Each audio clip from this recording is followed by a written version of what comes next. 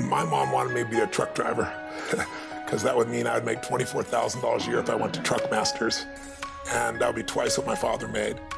And she thought that would happen, but something inside of me said, I don't want to drive a truck. There's something else that matters more to me, and I decided I was not gonna go for money instead of passion. And the rewards have been pretty amazingly better than being a truck driver. It's not bad being a truck driver, it's just not what I was after. And I look back, and one of the things that helped me was my original teacher, Jim Rohn, who's a personal development speaker I went to hear when I was 17. He said something the first time I heard him, and he said, you know, it's really simple. If you want life to change, you gotta change. If you want life to be better, you gotta get better. It's the only way it happens. And luck will show up for people and it'll leave them. But if you're constantly improving who you are and what you give, game over. When people ask me, what does it take to be happy? I always tell them one word, progress. Progress equals happiness. Even if you're not where you want to be yet, if you're on the road, if you're improving, if you're making progress, you're gonna love it. You're gonna feel alive. On the other hand, it doesn't matter how successful you are, if you stop growing, you start dying inside.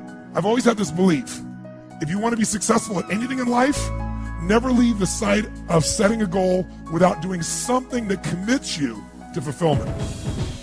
If you get, like, you're in state, right, when you do something. While you're in state, that's the time to commit yourself to something that makes you follow through.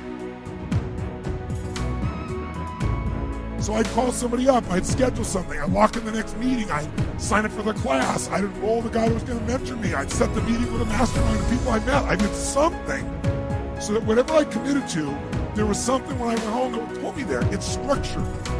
This could be the greatest time you ever live if you control what you focus on, if you find a more empowering meaning, and if you decide to model the actions of those who succeeded before you. It can be the best financial time, the best emotional time, the best spiritual time of your life, but you better take control of your state.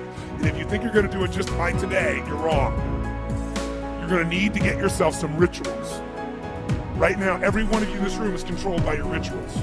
I don't just mean this one, I mean every morning you get up. I know your body, I can look at your body right now, and I can guess your rituals.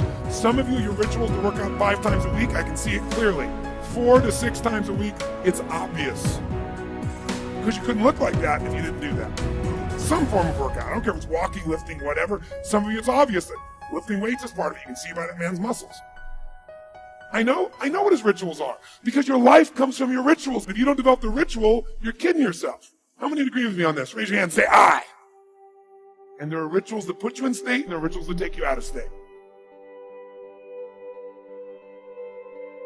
But if you've got what you know, that focus, the target, and you got the toolbox, and you're still not getting what you want, it's because you got inner conflicts. That's the third pillar. You've got to resolve your inner conflicts.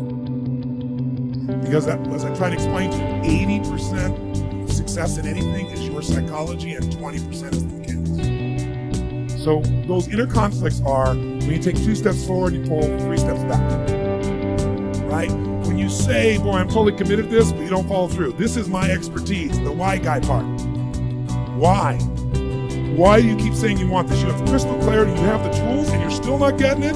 There's a conflict in you. Align your life with what is most important. And then once you are in a position where you're aligned, guess what you'll do? Take action. You won't have to work at it. When everything's in alignment, there's nothing pulling you away, boom, you go for it. Progress comes when you tell yourself the truth and you're able to feel the uncertainty and take action anyway. The thing that stops us all is fear. It's no surprise. Fear of failure, fear of rejection, fear of the unknown, fear of not looking good. And that fear we could translate into the simple thing of uncertainty. Now, when you look at someone who's incredibly successful, you look at someone who's truly a leader in their life or in their field, the one thing they have in common is they exude this sense of certainty. Where's that come from? Is it inborn?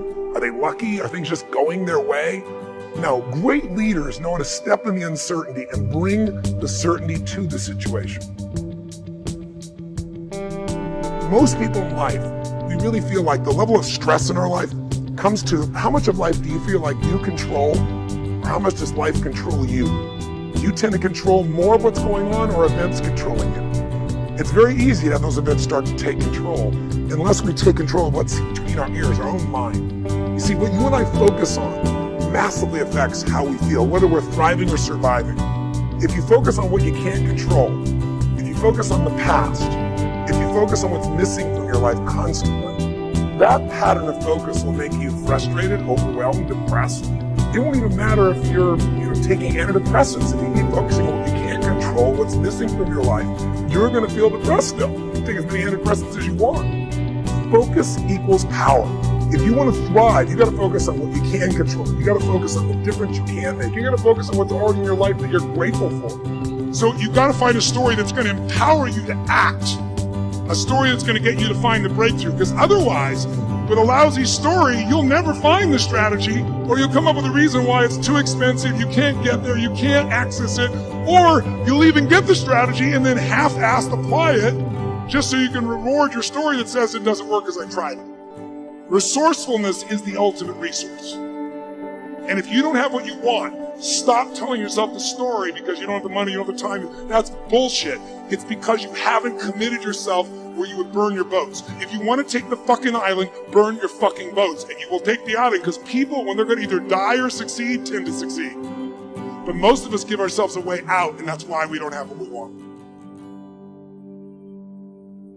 I was thinking about where this journey began for me, my desire to serve. Every day before I get on stage, I do this thing to whip myself into a peak state, and then my last words are, "Use me, Lord." That's my prayer. And every day my goal is to be a blessing in people's lives. Just do more, give more, share more, create more. And what you need will be there. It's like air. You don't stop to think about when you take a breath whether it'll be there or not. It's always going to be there. Yeah. You just got to do your part.